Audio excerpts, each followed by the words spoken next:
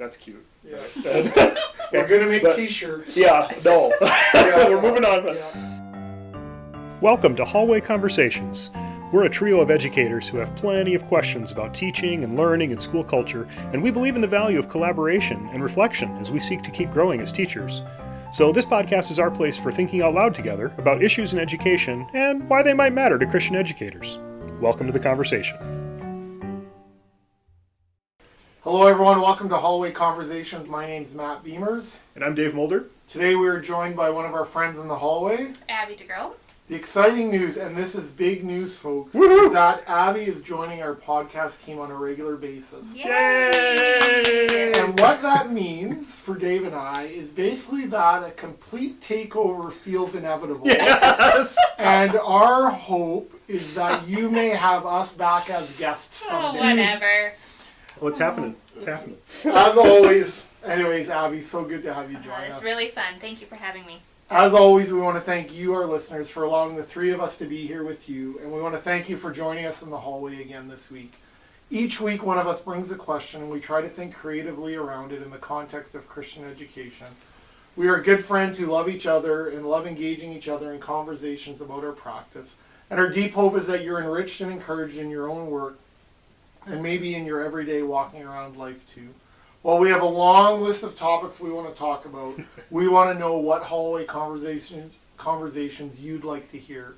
So if you have ideas or questions or feedback for us, or simply want to share what hallway conversations you're having, please email us at hallwayconvospod@gmail.com. hallwayconvospod@gmail.com. Dave and Abby, I've had the privilege of serving at a number of schools in both the United States and Canada. One of the schools that I served at had a very compelling mission, vision, and a set of core values. And I was thinking about that school this week, and I remembered that one of their core values was failure is essential to learning. I found the language of that very intriguing back then, and I still find it intriguing today. And true confession, while I love that school and still do, it is near and dear to my heart, I sometimes could, and even now, feel tension about saying that one of our core values as a school is failure. Yeah. I was thinking about this because it seems like there seems to be lots of talk lately about how important it is for students to fail before they can succeed. And I even read an article earlier this week that said, and here's a quote from it, "Failure is a master teacher." And we're all familiar with the phrase, failure is not an option. So sometimes I feel like part of my job, or our jobs as teachers, is trying to prevent students from failing. And I partly feel tension because we live in a culture that seems to shun and shame failure, Right. and it's not acceptable for some students to fail. So perhaps I have a few questions spinning in my mind about what feels like a bit of a paradox. And maybe you can just grab hold of one of these and we'll see where it goes. Okay. So here's just a few questions because I couldn't get it down to one. So what's up with all this talk of failure, and what do we mean when we even talk about failure? Is failure actually essential to learning? And how do we reconcile failure when we live in a culture that can hyper promote excellence and success and being the best? So let's start there. We're talking about failure. Open the can of worms. Yeah, we're going to open the can of worms and see, and your answers better be good, folks. There is no room for failure. There's no room for failure! So what do you think? Any initial thoughts?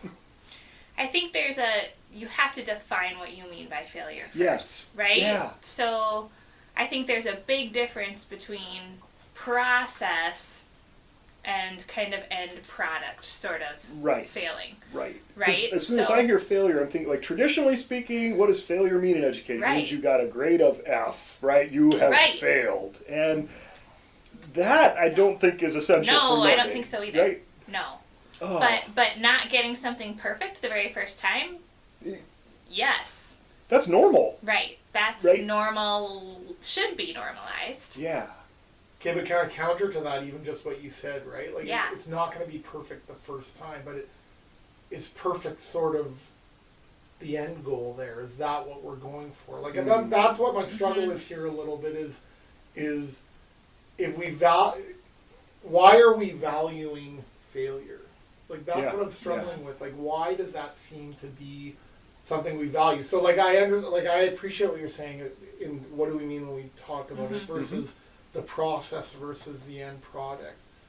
But why do we seem to be holding this up as important for students? I'm having trouble understanding that a little.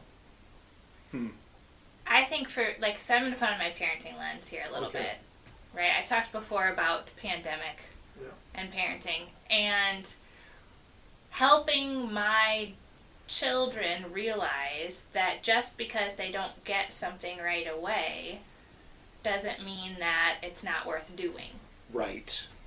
Right? So I have a daughter who tends toward perfectionism. And so when something is hard, she internalizes that as, I can't do it, I'm going to give up. Sure. Versus pushing through some of those early, hard, struggling attempts. Even we've been doing a lot of softball outside lately, right? And catch and batting. Sure. And no one would play if if they were always looking for a hit or if they never missed a ball.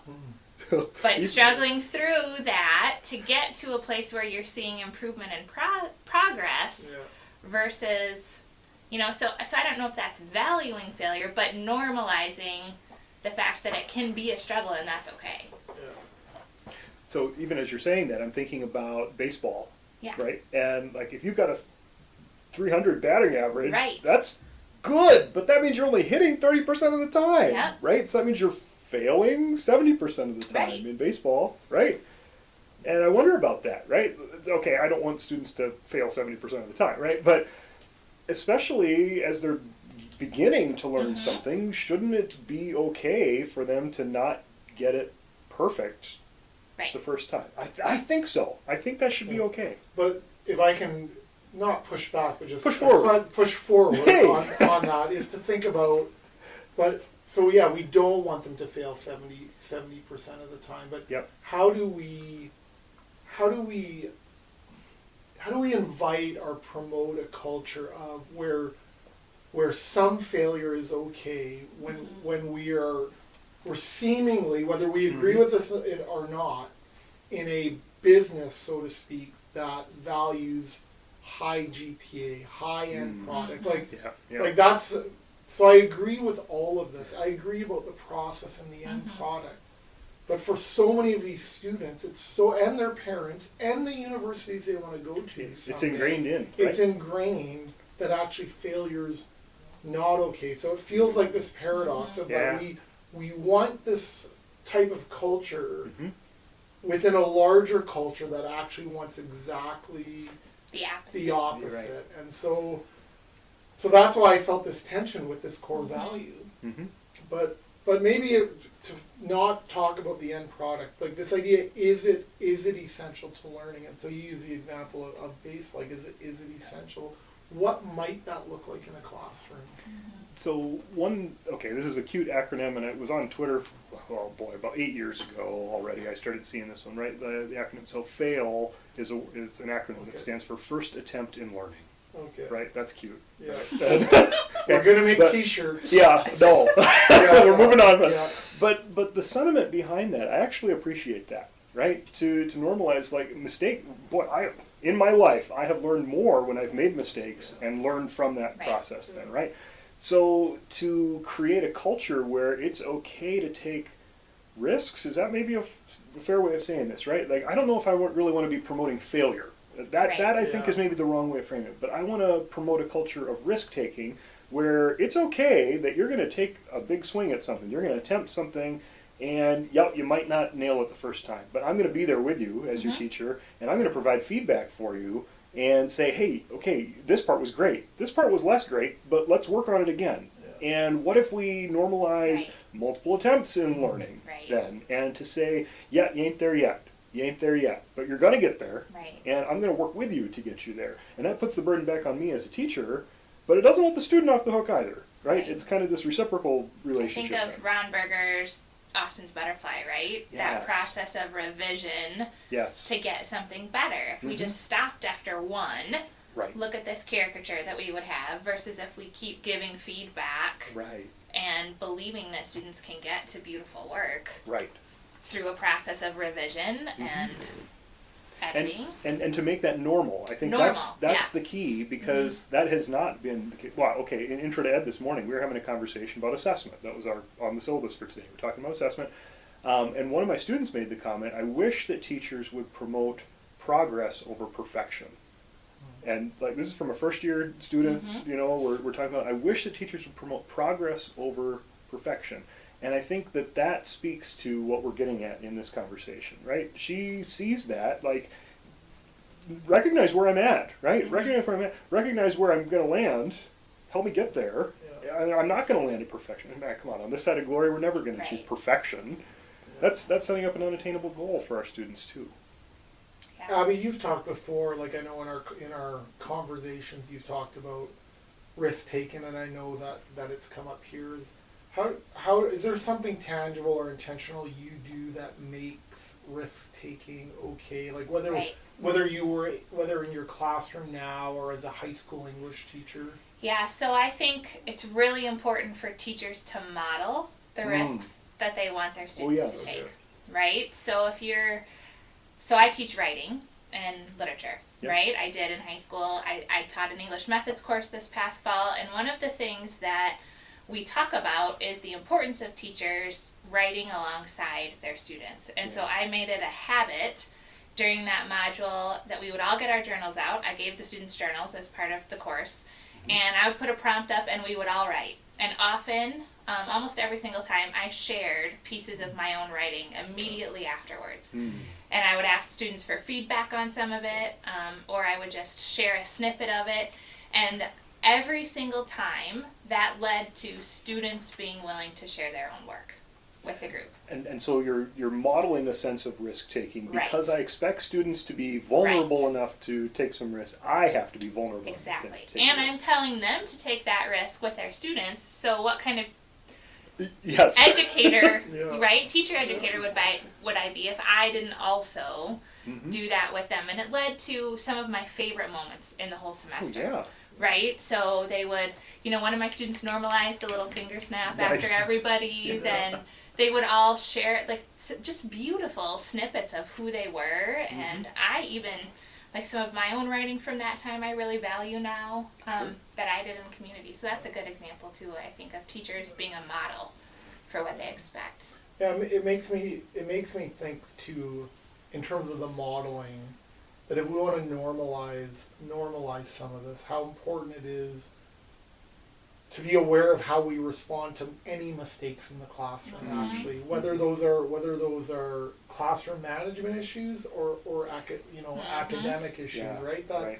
That somehow that we can in the process of learning that there's still going to be accountability in the process of working with students through behavior issues. There's going to be accountability, but there's also going to be high support. Like in the process of learning, the support's going to look like ongoing feedback. Try again. Sometimes cheering them on. Like I said. And so I just think in modeling those things, part of it is how what we're demonstrating, but it's even how we respond.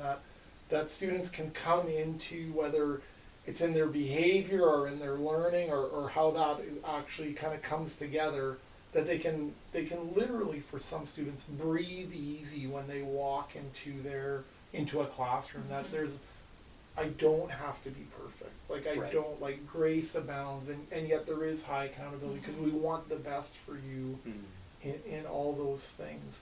It just seems like failure is such a bad word. It is. Well, right, and so this is what I'm grappling with.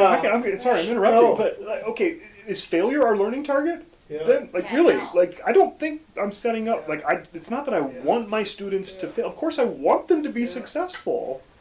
So how do we reframe that? Like, do we normalize? Well, what about this quote, Dave? Failure is the master teacher, then. So what do you... What comes to mind for either of you when you read that quote? But the goal is the learning target, and how they get there is sometimes through failure, right? So it's not the failure as the goal as much as it is the vehicle. And recognizing that missing the mark can be part of that process for Yes. hitting the target in the long Yes. run, right? Because that's where you're going to get information about, here's what I did well, here's what I need to keep working on. And then we have to normalize giving students the opportunity to act on feedback, right? If it's not actionable, it's not really feedback, then it's judgment. And we have a responsibility to judge our students' work. I'm not saying that, but let's not call that feedback then. And maybe let's not call it failure. Then, Yeah. Because I think maybe, because I can think of students who, and again, I know we're not just talking about tests, but even just in how we assess Yes. and how we communicate learning through grades and report cards. I can think of many students for who that was an anxiety-inducing moment, right? Absolutely. Of like, because of either their own identity is caught up in that, or their parents and how they're, how they might be viewed at home. And so that's why for me part of it is, and this is a way bigger conversation about, if we really want to value process over product, like we really need to start rethinking some of how we communicate what learning looks like. Because I think we can say it all we want, but it's so ingrained for so many not just students, but for educators, that in the end, I still need to give a grade. That's right. And so you can have all the process you want, but in the end, it's like, what did I get? And what did I get? And too often for too many kids, that what did I get is tied to who am I actually? That those things. So those are just a couple of things that I was playing around with and thinking about failure. Abby, any other thoughts that have come to mind as you think about failure, either from a teaching perspective or even from a parental perspective, that are we overvaluing it? Are we undervaluing it? Is a mindset that we need to change? That we need to change? Yeah, I think instead of the word failure, kind of like what you were talking, like risk is something that I like to think about better. I think we need to value taking risks with students and as teachers too, right? So getting out of my comfortable zone and what I've always done, I think, is a precondition for expecting that of my students. You're right. So if I want them to be creative, I have to design an assignment where that creativity is possible. And so that means that I have to get out of my structured, this is how it's always done, this is the same product that everyone is going to give me every time. Right. And allow that sort of risk-taking in showing and demonstrating their learning too. Yeah, it makes me think if these are, we've talked about this before, but if these are the things that we value, then we have to give students opportunity to practice it. That's right. Right? We have to give students value, the opportunity, whether it's creativity, whether it's collaboration, whether it's service learning, And whatever. if we really believe that those are attributes that our students have as image bearers of God, which we do, right. then we have to design instruction that reflects that. That's right. Yeah. I've been thinking throughout this conversation about, I know there's been a lot written about teaching kids to be resilient, or teaching them to have some grit about them, right? And that always bothers me in some sense. Like grit, I don't like the word grit because I associate it with like sand in my swimsuit, kind of like, right? Like, but there's, hey, I'm here to serve. But I think there's something there too, right? That we should teach our students to persevere even when things get hard for them, and yeah, maybe grit's not the right word for it, but to be able to bounce back, to have enough resilience and enough flexibility and enough perseverance, I mean, there's something about the fruit of the Spirit in that too, I think. And if we're serious about cultivating fruit, how do we structure things so that fruit can develop among our students? I'm just wrestling with that a little bit, but I think that's something that we ought to be striving towards. And yeah, so this whole conversation, maybe it's not about failure, but maybe it's really about, recognizing that our students are a work in progress too. And we, as teachers, are a work in progress. And yeah, we aren't always going to get it right the first time, But that doesn't mean we are bad people. It doesn't mean that we are unlovable people. It doesn't mean that we're to be cast aside or anything like that, right? That we can still welcome students in to just appreciate the fact that they are taking those risks, making those attempts to say, how am I going to do it better the next time around?